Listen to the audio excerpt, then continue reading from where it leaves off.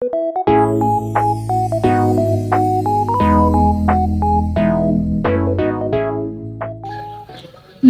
umaga sa lahat. Bago natin simulan ang ating bagong aralin, tayo muna ay magdasal. Sa ngalan ng Ama, ng Anak, ng Espiritu Santo. Amen. Class, kunin niyo ang kwaderno sa pagbabaybay dahil magkakaroon tayo ng pagbabaybay. Sasabihin ko lamang ang mga salita ng 2 beses, kaya makinig kayo ng mabuti. Naintindihan ba, class? Mga salita. Unang bilang, malamig. Malamig. Pangalawang bilang, tahimik. Tahimik. Pangatlong bilang, baryo. Baryo. Pang-4 na bilang, dalawa. Dalawa. Pang-5 bilang, gamitin. Gamitin. Pang-6 na bilang, pangyayari. Pangyayari. Pang-7 bilang, hayop. Hayop. Pang-8 bilang, pook. Pook. Pang-9 na bilang, aralin. Aralin. At pang-10, paligsahan. Paligsahan. Class, ano ang ating nakaraang leksyon? Tama, ang ating nakaraang leksyon ay patungkol sa pangalan. Ano nga ba ang pangalan? Tama, ang pangalan ay bahagi ng pananalita na tumutukoy sa ngalan ng tao, bagay, hayop, lugar, o pangyayari. Naintindihan ba, class? Mabuti. Class, meron ba tayong takdang aralin? Kung meron man, pakikuha ng iyong kwaderno sa takdang aralin.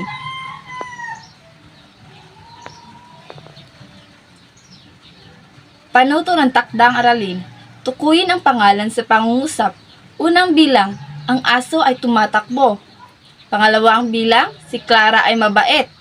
Ikatlong bilang, ang Chocolate Hills ay isa sa mga tourist attraction. Pang-4 na bilang, nag-aaral si Jose Rizal ng mabuti. Pang-5 bilang, si Marian ay nagluto ng masarap na adobo. Mga tamang sagot. Unang bilang, aso.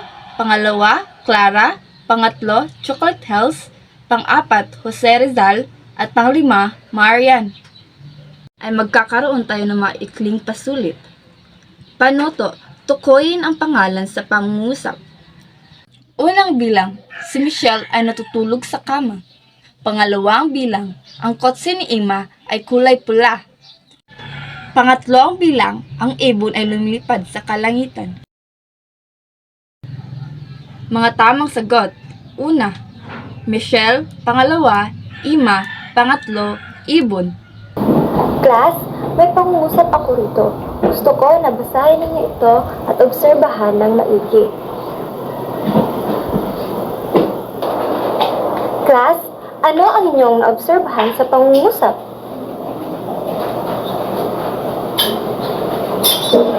Tama! Ano kaya ang mga nakasulunggitang salita?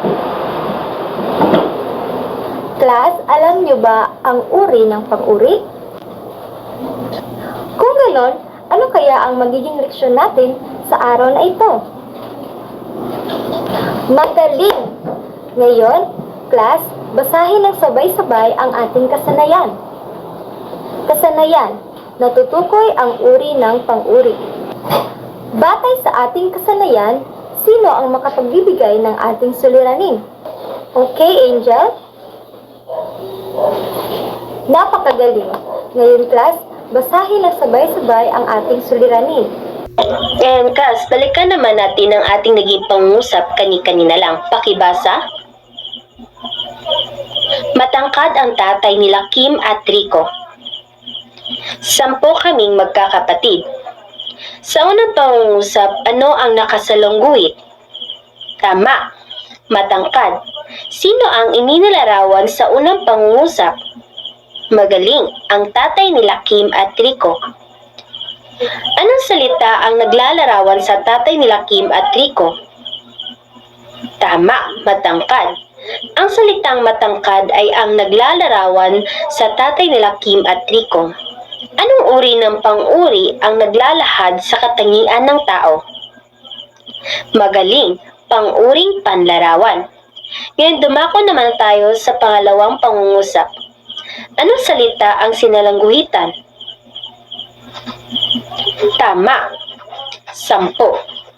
Ngayon, class, ito ay nagsasaad sa anong uri ng pang-uri? Magaling, pang-uring pamilang. Ito ay nagsasaad ng pamilang. Anong uri ang pang-uri na nagsasaad ng pamilang? Magaling, pang-uring pamilang. Ngayon class, subukan natin kung naintindihan nyo ba ang ating aralin. Mayroon ako ditong pangungusap. Pakitaas sa inyong kamay sa gustong sumagot. Panuto. Sabihin ang PL kung ito ay ang pang-uring panlarawan at PM kung ito ay pang-uring pamilang. Unang bilang, si Ana ay mahusay na mag-aaral. No ito, pang-uring panlarawan o pang-uring pamilang? Tama. Kalawang bilang, natamo niya ang unang parangal. Tama, ito ay PM. Katlong bilang, ang pitaka niya ay kulay pula. Magaling, ito ay PL. Sa unang pangungusap, sino ang mahusay na mag-aaral? Magaling, si Ana. Ang salita ang naglalarawan kay Ana. Mahusay, tama. Anong uri ng pang-uri ang naglalarawan sa pangungusap? Magaling, pang-uring panlarawan. Sa pangalawang pangungusap, anong uri ang nakasaad dito? Tama, unang parangal. Anong uri ng pang-uri ang unang parangal? Magaling, pang-uring pamilang. Sa pangatlong bilang, anong pang-uri ang nasa pangungusap? Tama, kulay pula. Anong uri ng pang-uri ang kulay pula? Tama, ito ay ang pang-uring panlarawan. Class, naiintindihan niyo ba ano-ano ang uri ng pang-uri? Magaling. Class, magkakaroon tayo ngayon ng pangkatang gawain at hatiin ko kayo ng 4 na pangkat at pumili ng letter, tagasulat at tagapangkulat. Ngunit bago tayo magsimula, ano-ano ang mga pamantayan sa pangkatang gawain? Basahin na sabay-sabay ang ating pamantayan sa pangkatang gawain. Mga leader ng bawat grupo, pumunta dito sa harap at kunin ang inyong activity card at basahin ang nilalaman nito. Mga leader ng bawat grupo, bumalik na kayo sa inyong kagrupo at simula ang pagsasagot. Kung tapos na kayo magsagot, ay maaari nyo nang ipaskil ang inyong mga sagot sa pisana. Class, bago tayo magsimula, ano-ano ang mga pamantayan sa pag-uulat? Basahin na sabay-sabay ang ating pamantayan sa pag-uulat. Bago tayo magsimula, ano-ano ang mga pamantayan sa pag-uulat? Basahin na sabay-sabay ang ating pamantayan sa pag-uulat. Class, base sa ating pangkatang gawain, naunawaan ba ninyo ang mga uri ng pang-uri? Magaling. Kung ganun, ano-ano ang mga uri ng pang-uri na nabanggit sa pangkatang gawain? Magaling. Ano ang pang-uring panlarawan? Magaling. Class, ano naman ang pang-uring pamilang? Magaling. Class, basahin natin ulit ang ating suliranin.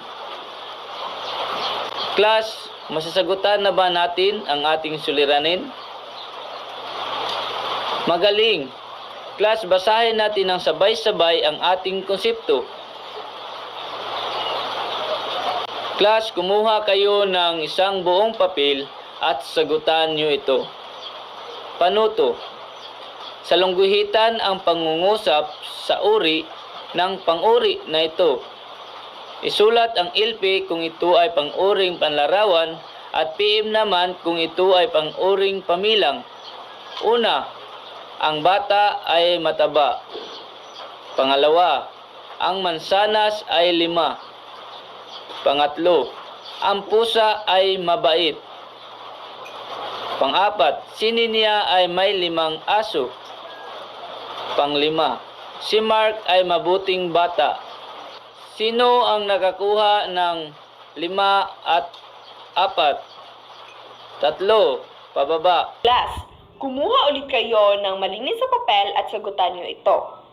Panuto, natutukoy ang mga uri ng pang-uri at salungguhitan kung anong pang-uri sa pangungusap at tukuyin kung ano ang uri ng pang-uri ito.